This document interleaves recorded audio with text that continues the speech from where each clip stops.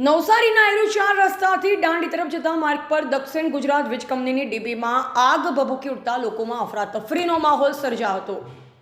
નવસારીમાં દક્ષિણ ગુજરાત વીજ કંપનીની ડીપીમાં ભીષણ આગ લાગવાની ઘટના સામે આવી છે।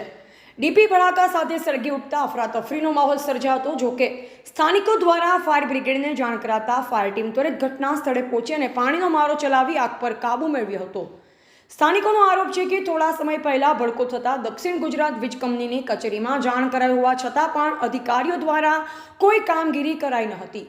નવસારીમાં આવેલા દાંડી રોડ પરના એરુચાર રસ્તા પાસે મારુતિ પેલેસ નજીક મુખ્ય માર્ગ પર દક્ષિણ ગુજરાત વીજ કંપનીની ડીપી આવેલ છે। જોકે આ ડીપીમાં અચાનક ભડકો થયો હતો। ભડકો થયા બાદ ડીપીમાં આગ લાગી હતી। આગ જોતામાં વિકરાળ બની આગની જ્વાળા ઊંચે સુધી ઉઠતા સ્થાનિકોમાં ભારે ફફડાટ ફેલાયો અને અફરાતફરીનો માહોલ સર્જાયો હતો। સ્થાનિક દ્વારા ત્વરિત ફાયર બ્રિગેડને ફોન કરાતા ફાયરની ટીમ ઘટના સ્થળે પહોંચી અને પાણીનો મારો ચલાવી આગ પર કાબૂ મેળવ્યો હતો।